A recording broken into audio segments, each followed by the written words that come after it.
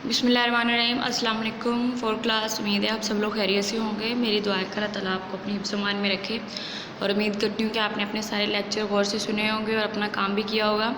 तो बेटा आज भी हम अपने लेसन की तरफ आ जाते हैं। ओके बेटा, आज हम यूनिट नंबर 5 इन्वायरमेंट, उसका जो टॉपिक है human activity in habitat plus conservation, वो पढ़ेंगे। तो अपनी बुक्स ओपन कर लें।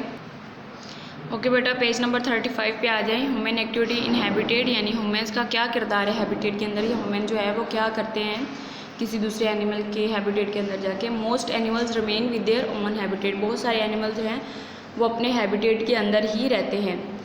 देर do so because their habitat provide everything they need to survive, वो इसलिए अपने हैबिटेट के अंदर ही रहते हैं क्योंकि उनका हैबिटेट उन्हें सारी चीज़ें जिसकी उन्हें ज़रूरत होती है वो उन्हें प्रोवाइड कर रहा है। Animals usually only leave their habitat because their habitat can no longer supply them with food और वाटर और शेल्टर, लेकिन जो एनिमल अपना जो हैबिटेट छोड़ते हैं वो इसलिए छोड़ते हैं कि जहाँ पे वो रहते हैं वहाँ पे उन्हें जो है पानी, खुराक या अपना जो है वो मुकम्मल तौर पे नहीं मिल रही होती। Humans often go into other habitat, जो हम इंसान हैं हम बहुत सारे हैबिटेट जो दूसरे एनिमल्स के हैबिटेट है वहाँ पे जाते हैं। Human use rivers, streams and ocean to find food, हम लोग जो है वो दरियाओं और झीलों के अंदर जो है जाते हैं अपनी फूड तलाश करने के लिए। तो वो जो रिवर्स हैं या ओशंस हैं, स्ट्रीम्स हैं, ठीक है, तो वो भी किसी का हैबिटेट है। Humans cut down trees in forest to make houses, हम जो है वो जंगल काट देते हैं अपना घर बनाने के लिए, फर्नीचर बनाने के लिए एंड अदर थिंग्स, बहुत सारी दूसरी चीज़ें बनाने के लिए। तो जंगल भी बहुत सारे एनिमल्स का हैबिटेट है। Humans go to other habitats for fun, और हम बहुत सारी दूसरी ऐसी जगहों पे जाते हैं फ़न करने के लिए, लेकिन वो जैसा कि कुछ लोग जो है वो पहाड़ों पे जाते हैं, तो पहाड़ भी किसी एनिमल्स का हैबिटेट होते हैं। उसके बाद नेक्स्ट पेज पे आ जाएं। Conservation. Conservation is about protecting and managing the earth natural resources and environment so that they are still here for future generation.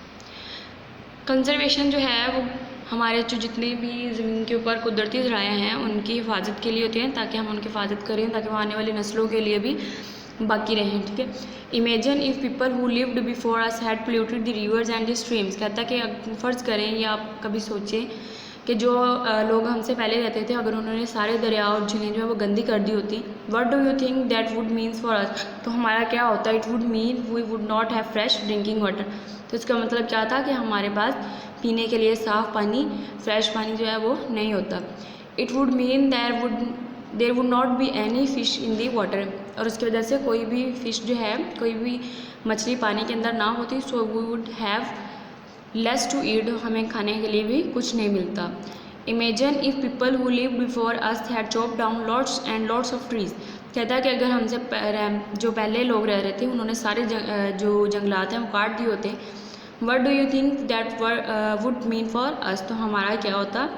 It would mean we would not have wood to build house, हमारे पास घर बनाने के लिए लकड़ियाँ ही ना बचती। It would mean there would not be a place for lots of animal to live, तो यहाँ पे अगर लकड़ियाँ सारे जंगलात काट दिए जाते तो वहाँ पे एनिमल्स के रह भी ना सकते, उनके जो ज़ाहिर है उनका हैबिटेट ख़त्म हो जाता, तो वो नहीं रह पाते। It would mean less fresh air for us to breathe, हम जानते हैं कि प्लांट्स जो हैं वो ऑक्सीजन रिलीज़ करते हैं और वही ऑक्सीजन जो है हम लेते हैं, तो अगर प्लांट्स ही नहीं होते तो हमें फ्रेश एयर नहीं मिलती सांस लेने के लिए।